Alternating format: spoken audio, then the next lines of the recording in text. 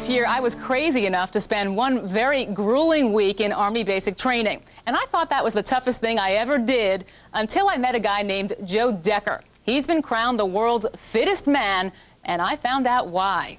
Is that you breathing hard, or is that, I couldn't tell there. That's me dying. It's not easy keeping up with Joe Decker. Come on, let's go. Let's go, let's go, let's go. Get on up here. He just keeps going and going. One, and two. You just keep going? Yeah. Stopping's not an option. What about pain? All right, come on, 1,000 more. Oh, God. Come on. He calls himself just an average Joe.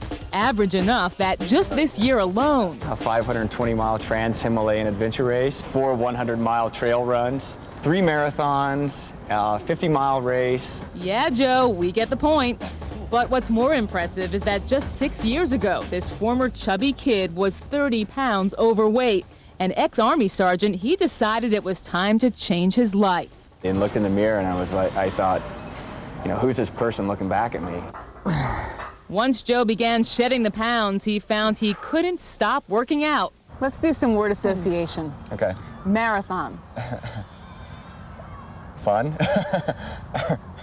Biathlon. More fun? Triathlon. Lots of fun. You're sick. At age 30, this guy is no weekend warrior. It takes a lot more than that to grab the lofty title of the fittest man alive in the Guinness Book of World Records. And to lay claim to that title, Joe had to endure 13 grueling events in just 24 hours. Just for the record, Joe pulled it off in 23 hours and 59 seconds.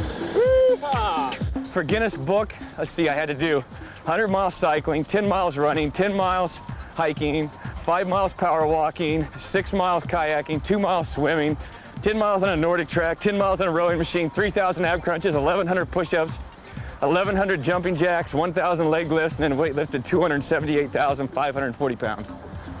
That's all? That's all.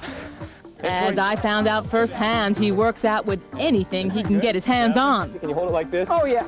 And you're just going to push it up? Joe has finally found the work he loves. He's a personal trainer. And if you want to work out with him, you better bring your sneakers and some oxygen, maybe a nurse. Oh my God, And bring it up. like a push-up. Meanwhile, Joe hasn't given up on the record books. He says he'll keep pushing till he can't push anymore. I someday would like to have 100 world records. It's for me, it's what keeps me going.